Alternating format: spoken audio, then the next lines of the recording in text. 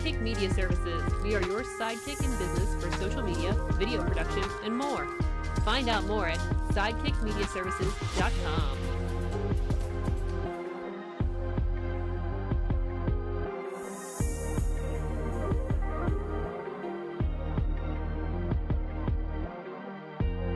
Hello, friends. I'm your pal in the mainstream media.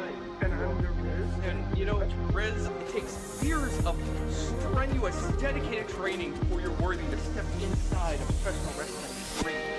But it takes even more time to develop complex, highly astute opinions about professional wrestling. Am I right? That is correct. You know where we can find that? Yes. On Wrestling Ham. That's right.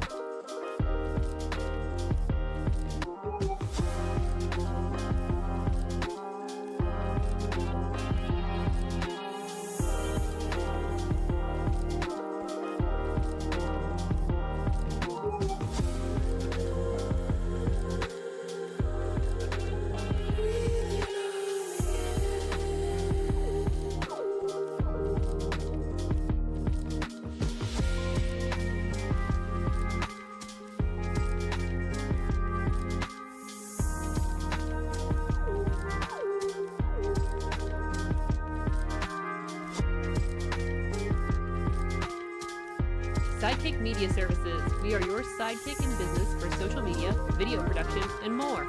Find out more at sidekickmediaservices.com.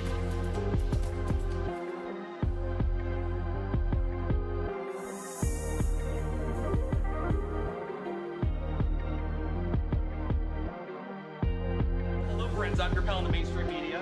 And I'm the Riz. And you know, Riz, it takes years of strenuous, dedicated training before you're worthy to step inside a professional wrestling ring. But it takes even more time to develop complex, highly astute opinions about professional wrestling. Am I right? That is correct. You know where we can find that? Yes. On Wrestling Ham. That's right.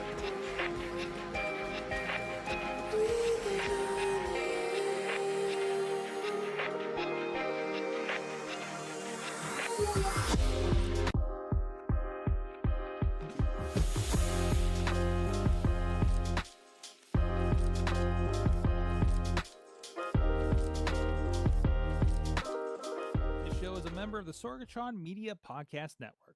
Find out more at sorgatronmedia.com. This show is brought to you by Slice on Broadway, supporting Pittsburgh podcasting with the perfect pepperoni pizza. Production services by Sidekick Media Services. And listeners like you, supporting us at patreon.com/AwesomeCast.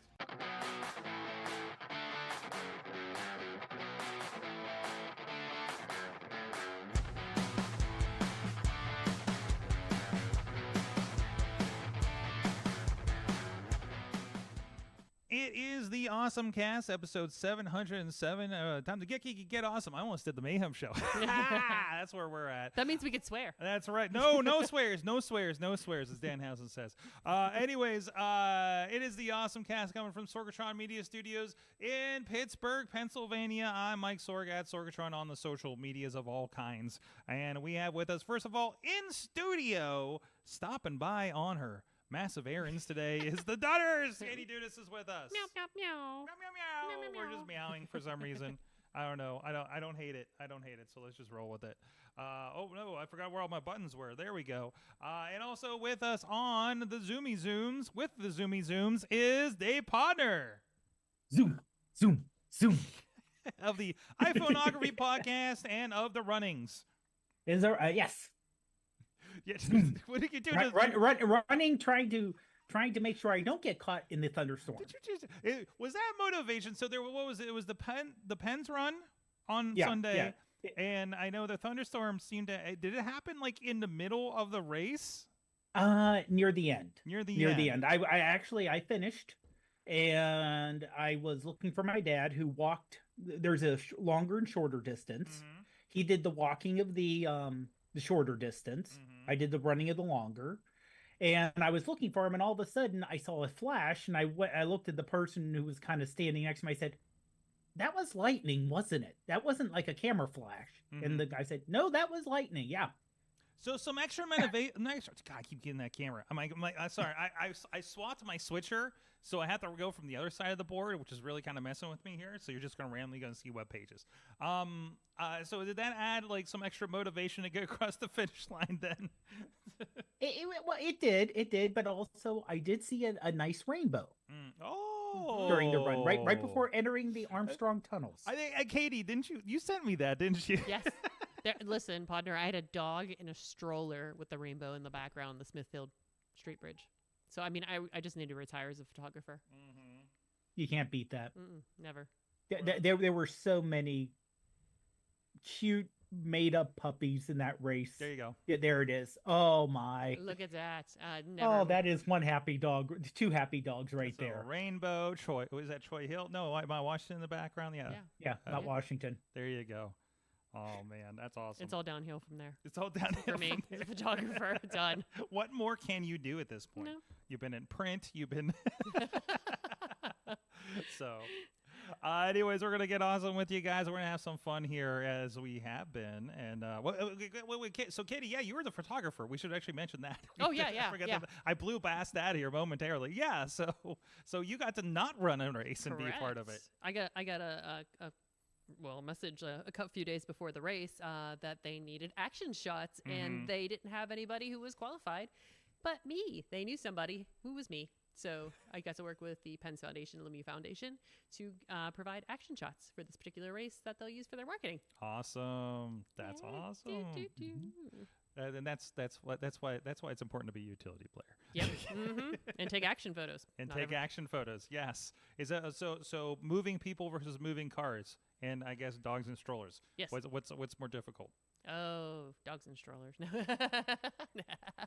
Working with animals is always the worst, isn't it? Well, it was so funny because out in the rain, and we're used to working in the weather, and it was so funny because everybody's like, "Oh, you're ready," because I have my big fanny pack that I when I'm out there. You brought your whole Baja set? Yeah, I didn't bring rain gear because it was not in the forecast, but I was able to put my less rain resistant camera in my fanny pack, and then I had the one that was weather resistant out, and they were like, "This isn't." I'm like, "Yeah, whatever. I'm wet.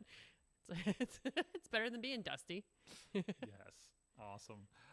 So anyways, let's get into, I'll figure these buttons out eventually. So let's get into our awesome things of the week. That's right. Dave, let's go with you first. Okay.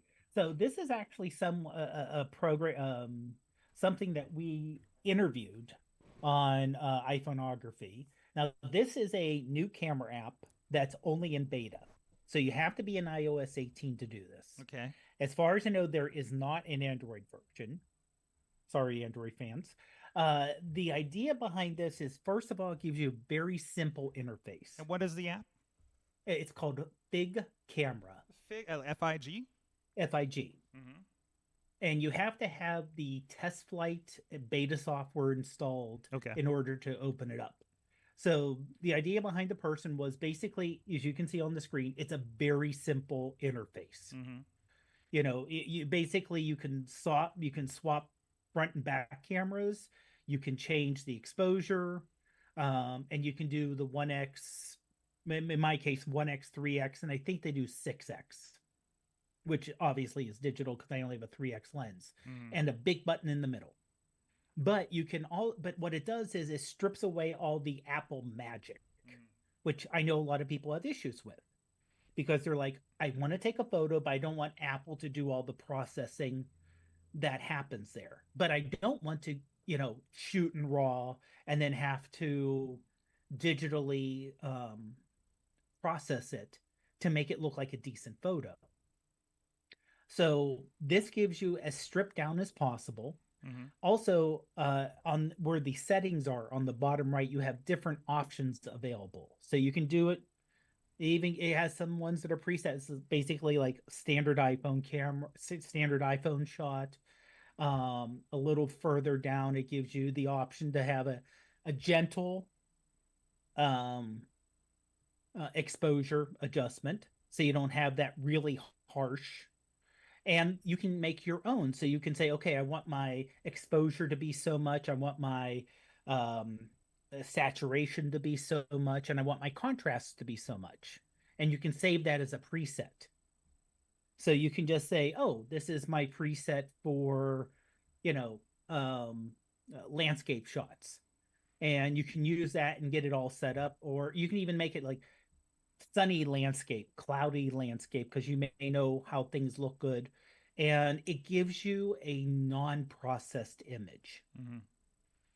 And it, again, it strips it down, because a lot of these pro cameras, you get a lot of options and features and things to push. And the guy is basically trying to make it as simple as possible to put the camera features out in front. And it does take away. I'm sorry. No, go ahead. Finish your thought. If you're used to a lot of iPhone or Pixel or Samsung photos where they're like sharpened, but they're kind of, it looks fake. You know, it's over sharpened with all the digital and the AI. This takes that away 100%. So you're going to get it may not be as sharp of a shot as you're used to, because it doesn't have all that digital adding on, but it doesn't have all that extra sharpening, which sometimes takes away from the shot. Yeah. And the easiest way, I follow someone who uses Fujifilm, the Fujifilm digital cameras, where they have their recipes for, you know, different baked in filters. And this is, in my mind, that's kind of like it. You can set up things to say, okay, I want this to be like this, and all I have to do is push the button. So it makes it a lot easier to use to get your shot out. And again, it takes away a lot of the digital artifacts and the extra processing. And right now, since it is still in beta, when we interviewed the developer, his idea right now is there's going to be a base version out for free. But if you want to have the extra features, that will come at a cost. But he's still working out first of all, still working out the beta of the software, and then working out the business model. I like it. I like these ideas. You know, this kind of reminds me of a lot of things that we do. You know, when we're using cameras, like, you know, certain situations, we put the training wheels on for certain people in certain projects. Versus, I want something very specific. I want to fine tune things afterwards. Like, that's really good. I mean, it's a very good camera. I like what Apple does, on its own. But as like, but I need something very specific. This is almost like, I want to say, I guess a pro photographer, at least somebody knows what they're doing with it, right? To be able to kind of boil this down and take away, because really what Apple's doing, those are the training wheels, right? This is for. Thanks to Apple and their processing and all the stuff on there, average Joes can have a pretty decent picture that a professional would have had to do a lot of tweaking to get to, you know. But it's not perfect, but it gets you. It's great for Instagram, great for Facebook, great for your friends to see and barely be impressed with the shot. But yeah, it's for the people who don't even know what an exposure is, you know, for instance. So I think it's pretty interesting. Katie, as a professional photographer, what do you think about these tools with your iPhone and you've had a year on the 15 with all the bells and whistles too? I'm actually excited about this because I find using Apple's tweaks to be a huge pain in the butt. Like just their interface is it's not user friendly for me. I don't might work for some people. I can't like figure out. I'm like, oh, this has to be here. I'm doing this thing here. Blah blah blah. But yeah, no, I love the quick adjustments you can make on this and kind of especially like saving your own settings. It's nice. Is it do you find that, because I find this with certain applications, it's kind of like autocomplete. No, that's not what I meant. Yeah. But it's kind of like the autocomplete of photography, isn't it? Yeah. Yeah. Yeah, auto-completed photography. I like it. So no, that's very cool. So again, it's called Fig, F-I-G. Where can people follow along to get more information on this release and get in on the beta there, Dave? Well, the most he's active on is on Threads. So, and that's where I posted it in the show notes. That's the easiest place I found to get the link for the beta. So, like I said, if you haven't done a beta through Apple, a beta app, not the beta operating system, you have to download a program called Test Flight first. And then once you download that, there's a link that he provides in the thread that will allow you to download the Fig camera. That's pretty cool. And I would say this, even though it's beta software and making tweaks, and I have not had the thing crash on me. Oh, nice. Nice. Yeah, I mean, just because it is in test flight just means they're working on something, right? And not necessarily that it's really like we've had games. I think AEW had some of their games on test flight, and I've tried out over the camera apps, things like that. I know that we tried here. So, but also they're trying to get in front of that wide case, right, to find those issues. So that doesn't necessarily mean you're going to run into anything or it's going to be degraded. So. Let me stay on the productivity and visuals thing for a moment here. So I discovered, and I'm actually trying to figure out because I'm actually a little confused. I saw when I was going through my apps on Creative, I found Frame.io, and Frame.io is something I've wanted to mess with for a while, but I wasn't really interested in kind of putting up for a subscription. And it appears to be included in Creative Cloud. I'm looking for a clarification on this because when I'm in the app, I'm looking at it again, and it says I have 22 days left for something. I started using it for my clients here, and what Frame.io is, if you're using Premiere, if you're using Final Cut Pro, I think it probably works with some other apps too. I think it was purchased. I didn't even know. I wasn't aware, I don't think, and maybe we talked about it and I forgot about it because I think it was its own thing and apparently got absorbed by Adobe, as things do. So the Google of productivity software. Anyways, or artist software, creativity software, excuse me.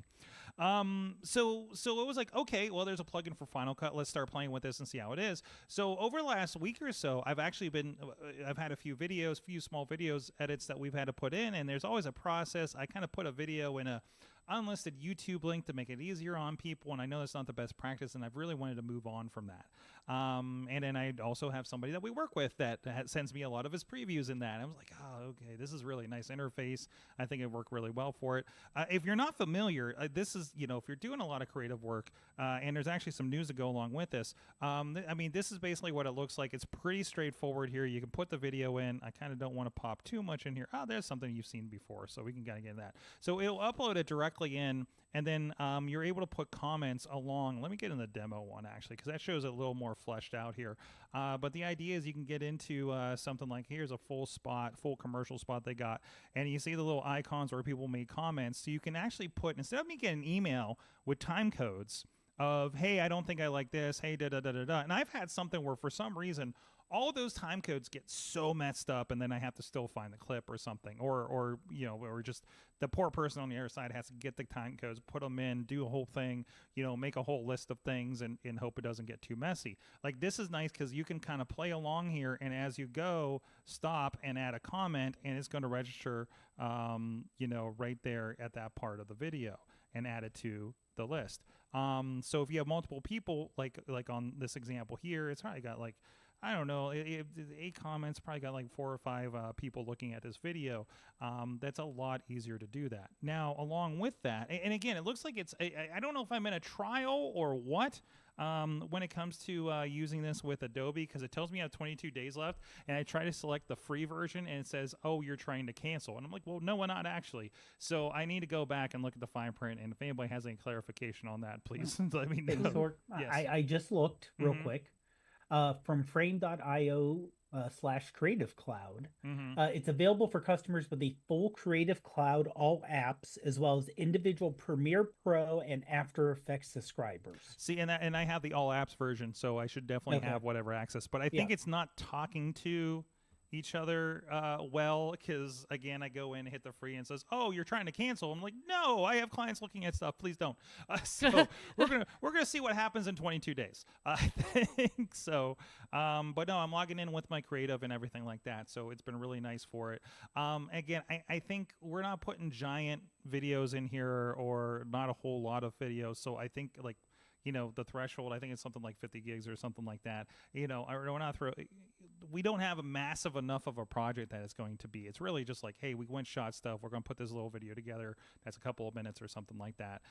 That's enough to kind of keep it, as long as you kind of keep your housekeeping in it pretty well, you'd probably be okay with that. And it's a nice addition if you're doing video work and everything for clients, or if you're collaborating with anything, more or less at this point, right? So along with that, there was some news on Frame.io because Adobe had their, what is it? It was at the Max conference, I believe. Is that what they call it? The Adobe Max announcement. They had a bunch of announcements, and they have apparently Frame.io is this is good timing for me to get into it because it's getting a massive productivity update available for everybody. It's version 4. It's including new workflows, tagging capabilities, and integrations for, and this is where, Katie, I think you might be interested, Lightroom and Canon, Nikon, and Leica cameras. Ooh. So, that's what I was looking for. Everybody. So it's going to build that in. Things like when we're going through masses of photos and stuff, we can probably, share, okay, where are we along here? How are they looking? What do we like? And maybe do our picks in there if you never need to collaborate or something like that, right? But that it's really nice. They're making it a little more intuitive for things like this. Here's a little bit of a preview of the new workflow. Mine is not nearly as complicated as this yet. But again, I'm really kind of dipping my toe in this right now. So that's the nice thing. It kind of coincided really nice because I worked on a project over the weekend with somebody that does a lot of things, that I have not been working with. Things like LUTs for cameras, things like, I was trying to fix something and trying to figure out the LUT system that they were using and everything like that. And even guys, this weekend, I figured out LUTs and multicam editing in Premiere Pro just for the heck of it at this point. But it's always good to have, cross that over and kind of see what other people are using in case you have to, learn it now instead of when you need to get it done and they're like, oh, we're on this format and stuff like that, right? So good to kind of keep fresh. And that's also, if you're using certain software with creatives, it's always good to work with others and see what they're doing. Or listen to a podcast with other people that work with. That's why I listen to Office Hours Global, because it's just a bunch of people that do production and video and photography and everything like that. And I'm just like, oh, what's that term I've never heard of before?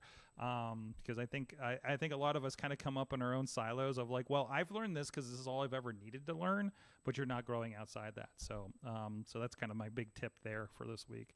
But yeah, so Frame.io, look at it. If you have an Adobe subscription, go check it out because it's probably included. Did you say you said the Premiere set and the All Apps? What were the other ones, or like the Photoshop Lightrooms or anything like that? I need to reopen that. I'm wondering about the Lightroom since they have the integration now.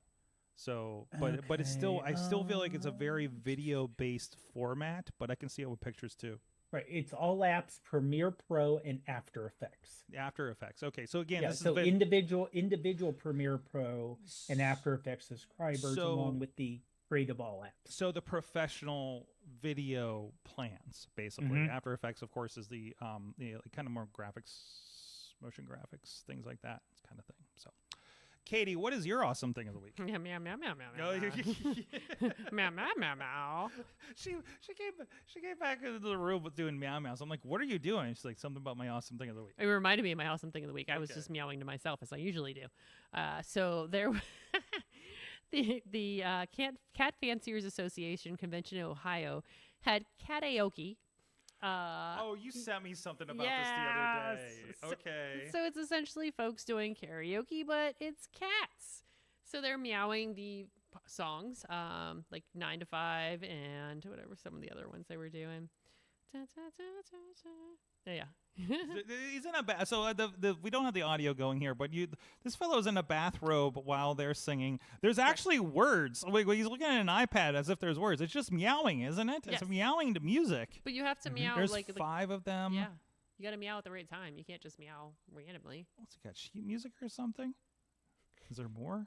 Yeah. It's just no, they're all just the same. That one video. Well, I mean, the most. Oh of them no, are I that ended one. up on Cowboy Bob. This is one of those things. Wow, this is incredible. Isn't it? So the guys in the back with their, he's holding his iPhone up and the. This is incredible. Yes, and I'm so sad I didn't realize this was a thing because I would have gone and I would have done this because that's my life anyways. Meowing songs. Mark your counter. Yeah, no, that's legit. That is definitely it. That's how you communicate especially when you're tired. Hold on, let me do something here. Maybe I can in air we can kind of see what this sounds like here. I'm excited.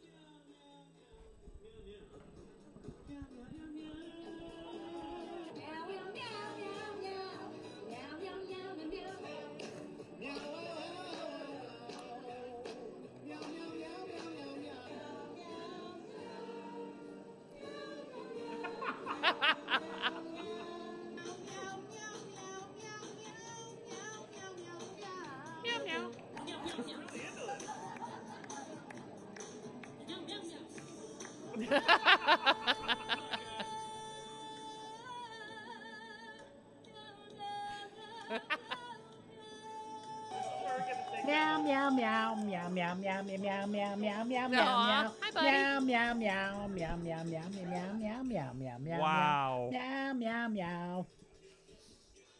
Are you doing Rugrats? Okay. This is where was this? In Ohio. The Cat Fanciers Association convention in Ohio. This hasn't been in Columbus. This feels like a Columbus kind of thing. We know cats, shows and events. Oh man. Oh, they're definitely gonna be doing this everywhere now. Okay. It's gone. Oh, yeah. I mean, it's all the craze. It's everywhere. Like, Can we do our own? I don't see why Can not. we do karaoke? We can do karaoke night here at Sorgatron Media Oh, if that you would be want. I mean, I'm looking to incredible. do more music things. So Oh I my mean, gosh, that's we perfect. we can live stream it. It'll be great. It'll be great. It'll be fine. You can host it. Yay! Finally. There you go. Mark that off Finally, list. you found your calling. Yay! As you move around, I'll take action shots. There you go. For host and photographer. There you Yes, go. Double dipping. That is your awesome thing from.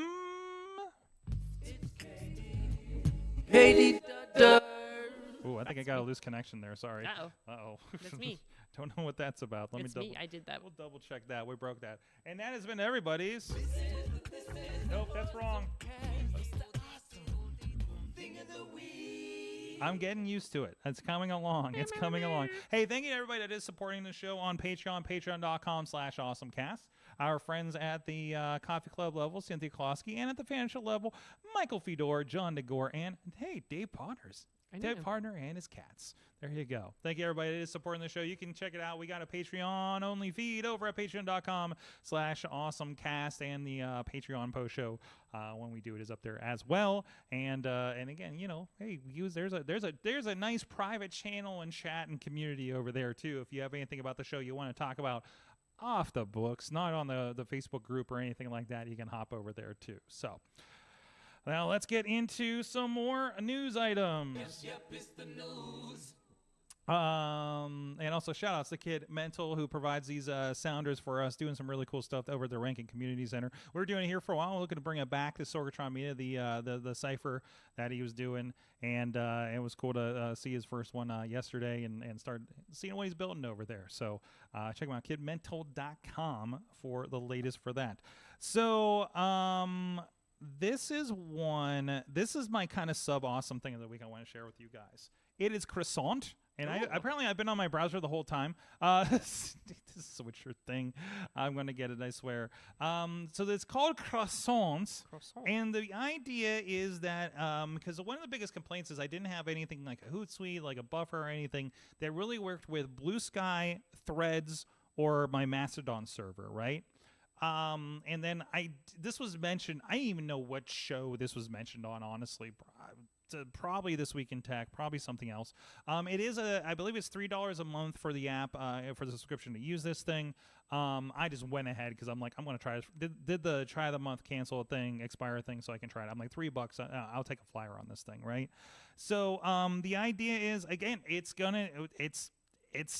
that holy grail. It's that cross posting that you want between those platforms that you're trying to get into but always seem to forget about, like I do, for Threads and Buffer and everything like that. And even I've seen things that will cross post or if this then that. By the way, I was trying to explain if this then that to a wrestler the other day that just joined Twitter and tried to play, hey, do this, this, and this kind of thing. We really need to do that social media session over there with the wrestlers, because there's some questions being asked, and I was like, I just gave the dude a whole session on this thing. And then his tag team partner, he asked him what I was doing with my hair back in the late 2000s, because I posted some old videos. So, anyways. They're young. They're young and tall. Oh, God. Anyways, croissant. Let me show you here. I mean, it's real. And it's only posting. It's not. You're gonna. I don't believe that as much as I played with it so far, you're able to like bring in all the feeds. So it's not like that. I mean, you guys. I'm thinking I think Hootsuite, like you could just have a feed that was all your Facebook and Twitter back in the day, right? Does that seem like is my member berries working with that appropriately? But if you go into croissant and you get to pick the, by the way, I will point out you do get to pick the icon there. I have a nice little rainbow croissant going on there because I couldn't pick a color, so I picked all of them. Pretty straightforward. We are live. Testing croissant. Plural. And I have it set up for the AwesomeCast and the Wrestling Mayhem show. You see we got our icons at the top, but you hit your send and make sure your guys are selected. And you can see I got the AwesomeCast one. So these are the blue sky ones with the butterfly. We got the Mastodon ones. And notice those are our own server. That's sorgatronmedia.social. And if this then that would only do if you were on Mastodon server for any automations. So that's been kind of a limitation there. And you do have the threads for those as well. And so I can post up. You're going to take a second. You get a check mark on all of it, and it is out there in the world. Well, there we go. Threads seems to take a extra second or two. So... Well, quick question. Can you do one on each? Because I noticed you had one checked on each. So you can do like a Twitter or a thread, or if you had two threads that you wanted to do, you could do both? Two threads? Well, let me see here. So we'll get in here. And, well, I haven't had to, but you can. You can pick two threads. Like if I wanted to send something like network-wide, I can select all of these as well. Yeah, that's what I was thinking in terms of that or... Okay, yeah. So actually, that would be nice because when we do like a Sorgatron Media thing and be like, "Hey, this is happening everywhere," now I just need to do it here. And then also I have my mechanisms, of course, of I post, those have we talked about here about these cascading mechanisms? Like you post to Instagram, that posts to Facebook, and post to Threads, and then post to Twitter because you set up an if this then that kind of thing. Like that kind of like multi-triggering kind of system when you post something in one place. And I know you don't get it native everywhere, but of course Facebook's all going to play together, and I just want stuff on Twitter. I kind of don't care about the quality of it right now, to be quite honest. So just because that's where we're at right now. And honestly, my Instagram going over to Twitter works really well because you have the first image up there and you got a link over to your Instagram for the rest of it. So it kind of, and I do get reactions off that. You have to be very conscious on that first picture when you do it that way, though, if you're thinking about your Twitter audience. So, anyways, like Katie, I know you're juggling a lot of social medias, and I don't know that have you dug much into, where year or two out from all these alternative Twitters. Have you poked at them anymore? Is this something that could help out? Oh my gosh, yeah. I think it would be very helpful. I don't know, because it's like I feel like we use other ones that are paid that just don't get the results that I would like to see with them, and it's a little more complex than I would like it to be. I like this one. Because I think Buffer has a lot of these features too, but you got to be on a pretty high tier from the sounds of things, it's saying in this article, right? Social Pilot's one we've used, and it's, I don't know, like I just like it's like go. Bye. Yeah. Like it's simple, and sometimes it's, I mean, you still have to say, okay, I have this stack of social, I have this stack of social. You still have to separate that a little bit. Yeah, just do the things. I have not played with images on here or video. So, and I have more recently, if you're unfortunate enough to be following me on any of my, I guess, Blue Sky or Threads social media for these shows, I'm trying to post the video clips over there now just to kind of see the behavior and see if anybody kind of gets in. I don't know that I get much reaction on these yet, but I still just want to get in practice in case one does become the next Twitter or next thing or a next Plurk or whatever. Yeah, Plurk. I know I can't get. I just found the app on my phone the other day. I'm Plurk. like, should I? Should I? Yes. The answer is yes. Plurk it. So cross-posting the Plurk, unfortunately, is not labeled in this situation. That's ridiculous. So, but it was playing with it. Like I was live tweeting a little bit of. I was watching the pay-per-view after the fact there. So, I just found little creature comfort features here. Like you can change your croissant, you can change your color, you can change your post icon from the horn to the paper plane to the arrow. But yeah, again, it's $2.99 subscription if you want to get into that. If you want to try it out, again, I like this again. I especially if it's something new like this that I don't know if I'm going to build it into my everyday life. Get in there, hit that subscribe if you're with them on the Apple side, and just cancel it right away. And then when you're like, oh hey, I was using that, you'll resubmit and you'll know if it passes the go test, I suppose, for you, right? So, because I mean, yeah. Exactly. I have been resisting, but this works the other way too, because I've been going using AllTrails the last couple of weeks, pretty well. And I haven't subscribed for like a couple months because I just wasn't using it. Just life didn't let me get out. And it keeps bugging me, but everything I want is there. So other than it bugging me, I'm just like, man, it's getting cold. I'm not traveling that much. I don't think I'm going to use it for like 3-4 months. I'll wait, I guess, Yeah, we'll see how that goes. So anyways, what do you guys want to talk about next off of the list there, or anything else you bring in? Mastodon has toys. Mastodon has what now? Toys. It's the last thing, the last article in your thingies. Okay. Mastodon has toys. So part of the way that they are funding their research or their expansions and what they're doing is with toys, and one of them is a stuffed elephant. A stuffed elephant. I love it. Look at that guy. I love the picture. It's just you like the one for the croissant with just a picture of the food croissant on the other one.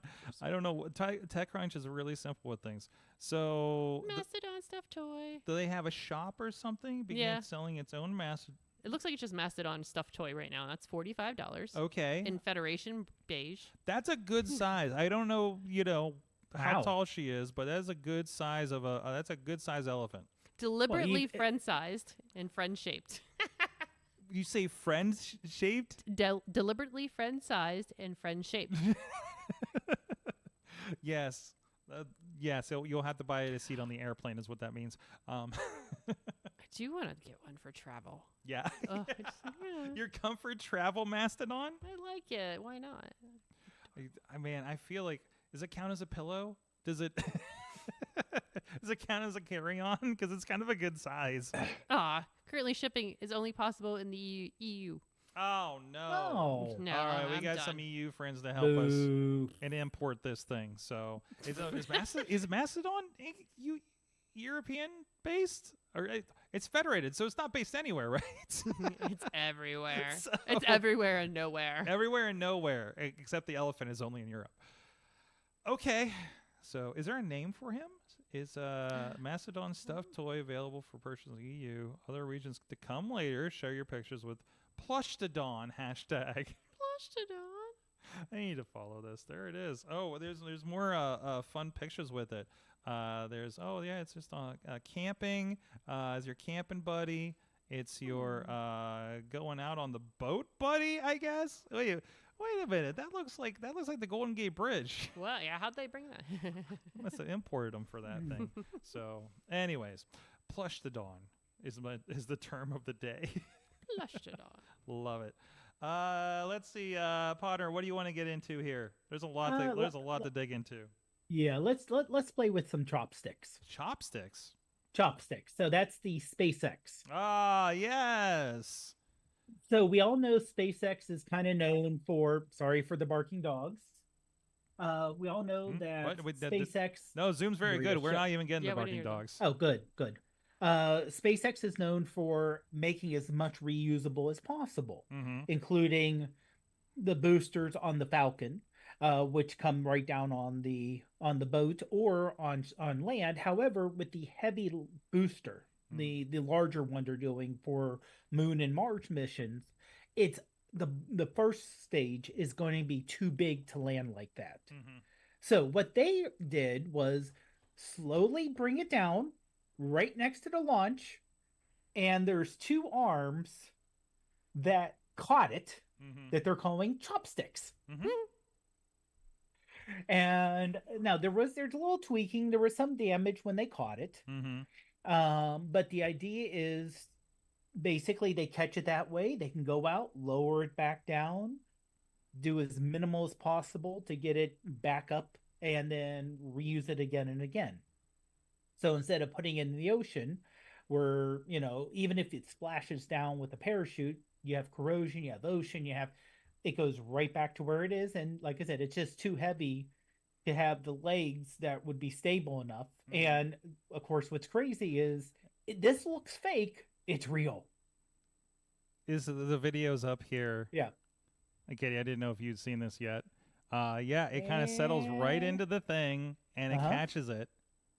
That's really cool. It's wild. So no, that's cool. And for whatever you want to, whatever you think about, the founder and everything, SpaceX itself, while not perfect, is doing some really cool stuff and pushing boundaries here. So you kind of acknowledge that the ingenuity that's happening here.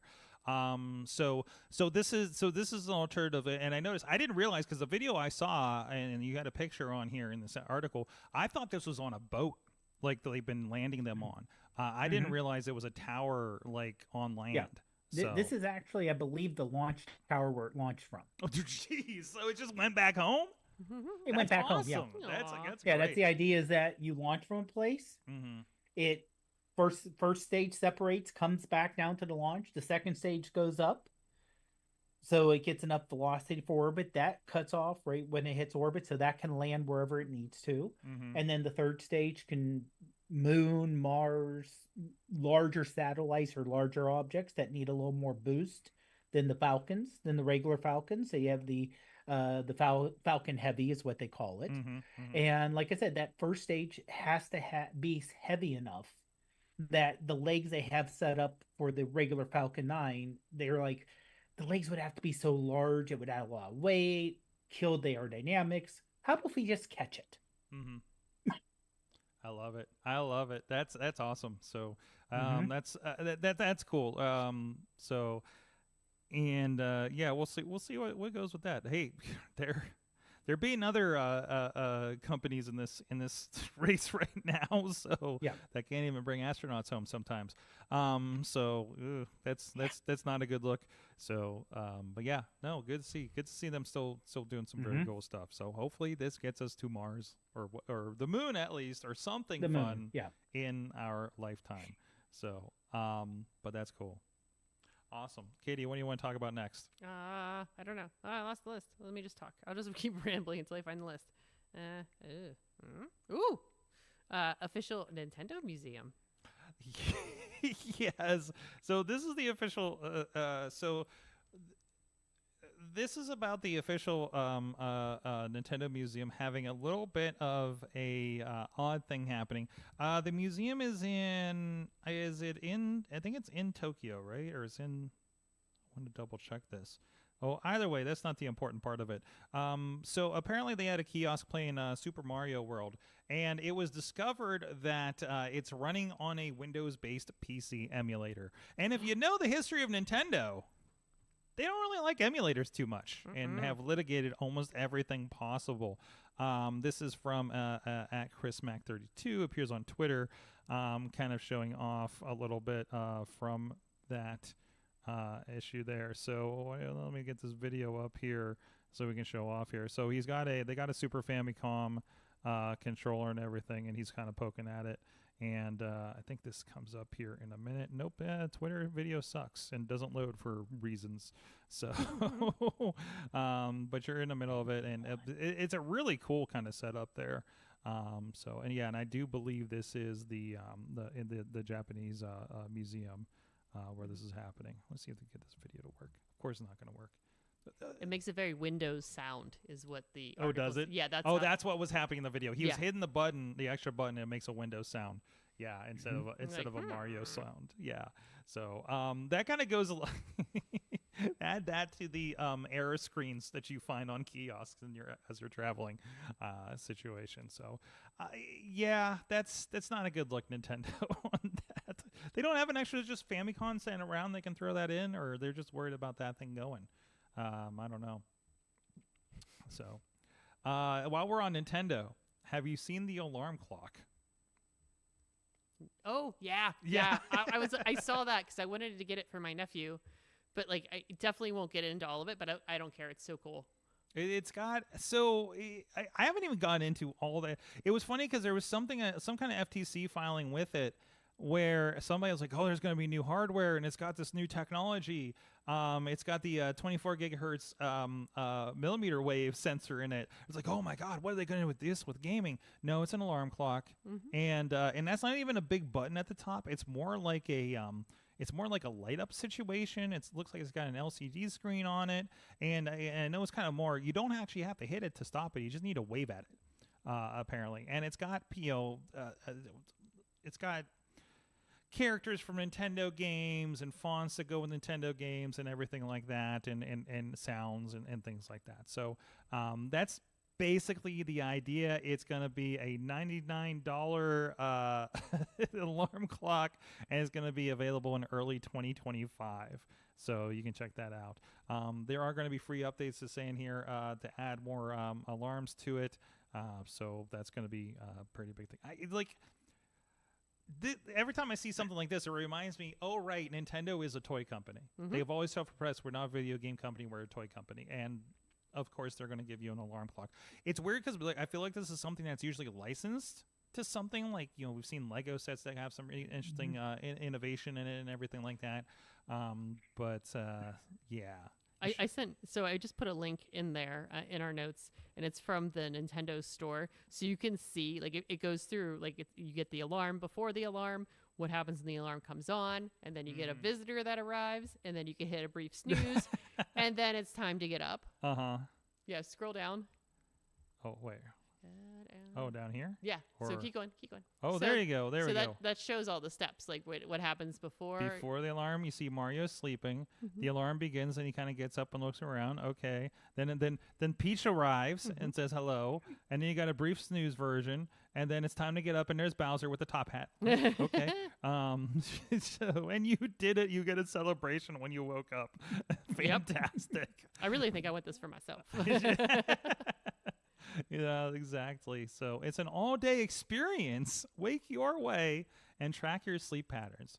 Okay. I guess, if this is for kids that don't have Apple Watches, I think that makes a lot of sense. Although it's still a $100 alarm clock. So I don't know. But if you're already buying Nintendo hardware and games at those prices, I'm sure this is nothing.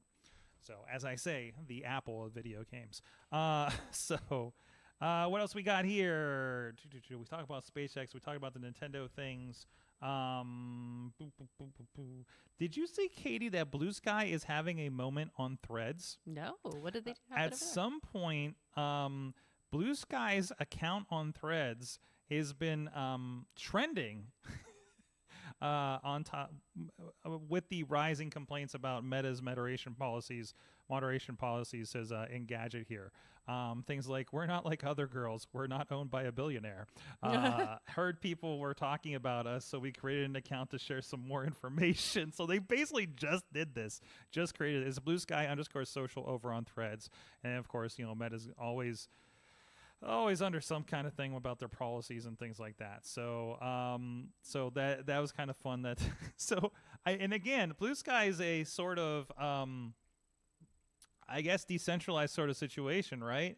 Well, no, I guess not entirely. Well, I don't know, honestly. But it's just kind of funny that somebody popped in here and decided to start trolling Threads on its own platform. So you can go check that out and follow Blue Sky Social to see what let's see what they're up to. Let's see if they said anything recently. So threads.net, because we couldn't get that. Really, Meta. What was threads.com? Did we ever figure out what that was? Well, look, that they couldn't. It doesn't load anything, but still they couldn't find anything. So I don't know. They didn't want to pay for it. Like they don't have money. Not enough. It's already got 6,500 followers, and let's see. Now they're just doing updates. Oh, they got less snarky. Over at Blue Sky, we're not building an alternative app. We're building an entirely open ecosystem where developers can create apps. A little bit of that into that kind of thing. Content not available. So okay, it's actually informational, and they're not just trolling people anymore. So, but also they've had a few days here to get into this. And they followed up, like they heard people talking about us. They actually have a thread about how moderation actually works on Blue Sky, versus Facebook has had problems for years with moderation, right? So there is something to, they do have teams. They are handling stuff like that. They welcome news, politics, and other important conversations. Because isn't that something? Isn't Facebook like suppressing political things? I thought I heard or. Whatever the thing is this week. Sometimes they are, sometimes they're not, or they're not at inconvenient times or something like that, right? So, but anyways, so go Blue Sky. Again, if you don't like the platform you're on, there's plenty of options out there. Come with me, friends. Let's go. Exactly, right? Take your friends. Let's go. Pick one. Meet me a plurk. Right. Make it happen. There is a new iPad mini. Was this an Apple event just the other day? Did I see? No, it was a press release today. A press release? Oh, no. Yes. So basically all it is a spec bump. But it is going up to where, as Apple tends to do, they didn't raise the price. They just they put a new processor in, and they raised the storage you have. So now it starts at 128 instead of 64, and it uses the A17 chip, which was the one in the iPhone 15 Pro. Okay, so relatively so new it is still. a year-old chip, but it's still plenty fast to do whatever you want. Sure.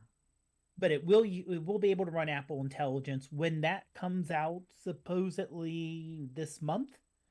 When 18.1 comes out, when the first Apple Intelligence stuff coming out. It's the 15th. We're halfway there. Coming soon. Yeah. We hope. Probably. We're all going to have an Apple Intelligence Day where we're really all trying stuff on it, right? Oh, yeah. So because we're all going to get that upgrade at the same time. So. Now, I would say the one advantage with the Mini, it's not as powerful as the Air, and definitely not the Pro, but it is 8.3 inches. Yeah. So it's a lot smaller and it doesn't need to drive as much, right? Exactly. So I know a lot of people just like it because, it's easier just to carry around. It's not 11 inches, not 13 inch, where you need like a bigger bag. It can fit in most purses. Yeah. You can just throw it in there, and it's a lot smaller. Or easy to handle with your hand. Or immerses, if you will. Yeah. Or cargo pants. Yes. Jinkos. There you go. Well, especially since the latest iPhone, the 16 Pro Max, is 6.9, and this is 8.3. Nice. It's less than an inch and a half bigger. There you go. Yeah, that's what I'm saying. It's an inch and a half bigger, but it's not. Of course, it's square, as iPads tend to be. Oh, Dave's still talking to you, even though I'm on the camera, the phone up.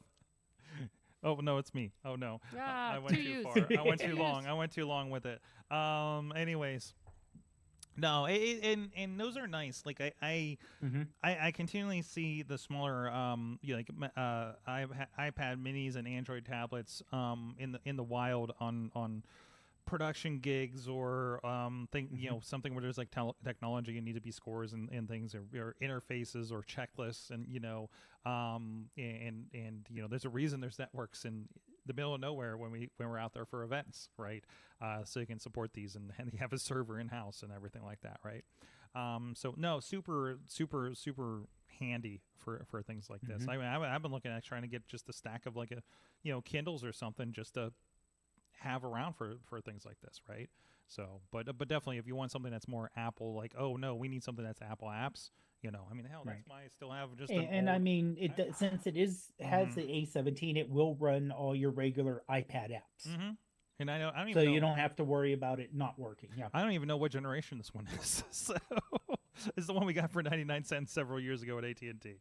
So, we getting some use out of that though. Oh yeah. But yeah, no, that's how. Now, the one announcement I think everyone's waiting on, and that is rumored to come in October. So they may have that announcement for the Mac Mini and all the Macs with the M4 processor in it.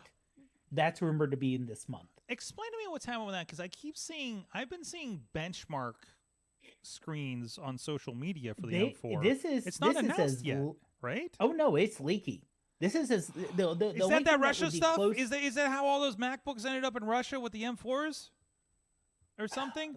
Allegedly, maybe. Allegedly, yeah. Okay. But yeah, this is as the only thing Apple put out recent or ever that was this leaky was the iPhone 4. Yeah, they said this is the worst thing since. So the background. Since Bargate. As far as I understand, the statement here is supposedly, if they're going to be announcing very soon Mac Minis or anything with M4 chip, it's already been made. It's already been made in China, as they all are, and somebody got a pallet of these and got it to Russia, and they're selling them online through interesting means, as from what I understand. But if nothing else, at least people are getting their hands on these and doing full benchmarks and teardowns and things like that. Yeah. But I think they're definitely selling them too. On the black market. So this is again this is literally like a bunch of unannounced MacBook Pros, MacBooks, whatever, fell off a truck. And found their way into another country, and that's pretty wild. But I mean, it's kind of amazing it hasn't happened before now, considering. But I don't know the ins and outs of all that. Well, security has always been really tight at Foxconn's facilities because they're the final. Sure, but Apple's trying to spread out their production to other places. Like that means the you got iPhone, a lot more holes to plug. Exactly. Like there's iPhones being made in Brazil and there's iPhones being made in India. And they're stretching different areas out. So it's harder to kind of keep a lockdown on it. Also, if China is, let's say the government of China is maybe a little mad at the US, you could easily see them saying, well, we were protecting this American company, but maybe I'm not saying anything, but international relations do come into, politics goes into everything, especially large companies like this. Yes. Well, one more item. I see it's getting close to pumpkin time here, but I don't know why Chill's not even on the episode this week. So I'm just sensitive to the time. One thing I'm excited about that came out in the story this week. Apparently, this is going to start rolling out to Xbox insiders. This is something that was promised as early as 2022 that Xbox is finally going to get to the insider beta program here. But the Xbox Cloud Gaming will stream your own games in November. This has been a frustrating thing for me. Obviously, I subscribe to Game Pass, and I like having that variety of games. But what's more annoying than you're playing a game and it goes off of Game Pass, and then you can't even play it if you're playing it on streaming, right? Because even if you purchase the game and it goes away off of Game Pass, it's no longer provided on the cloud gaming platform. So what they're going to do is when you purchase a game, much like a lot of times is available on Xbox One, and Windows if it's compatible, right? It's going to be included. So I can play my Street Fighter 6 and my Mortal Kombat 1 on the stream, and my WWE game that's never on Game Pass on the streaming on my phone or TV or whatever. So that's going to be rolling out here. I think they said in November for the Insiders program, and before expanding it to more Xbox users and more games. So it's not even going to be an entire game, but they're saying support to stream thousands of games.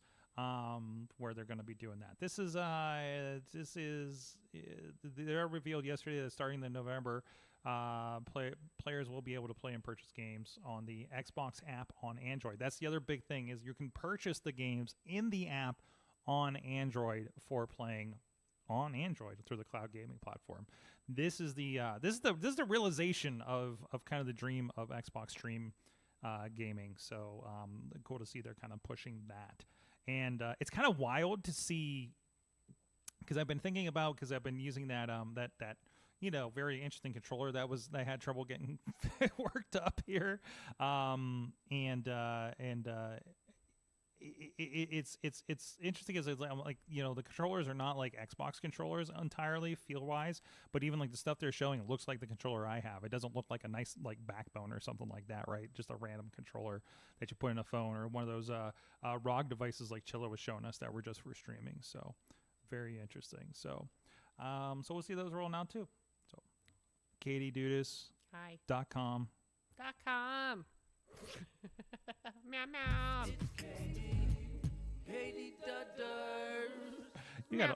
You got a lot going on. You got a lot on your social. You're everywhere. You're literally everywhere today. Yes. So all over the city, you'll see me running around. There you go. Go to KatieDudis.com for all the links for all the cool things she does. Maybe she's on screen at a Steelers game. Maybe she's taking pictures for the Pens. Maybe she's who knows where else. Who knows? I just show up random places. The studio. The studio. We'll come by. I'm like, of course, come by. Always in person when possible. Always fun. And of course, Dave Pawner, iPhoneography podcast. Yep, and ProfPod on all the socials except for TikTok, where I'm ProfPodPGH. Dave Pawner. You'll find Dave Pawner on there. And you'll be like, this looks like Dave Pawner. There you go. This picture sounds like Dave Pawner. So I'm at Sorgatron on all the social medias as well, and mostly you'll probably just see a lot of stuff from this show and other shows that we do here. Thank you everybody for supporting us again. Thank you everybody who supports us on the Patreon as well. You've been our awesome audience. Have an awesome week.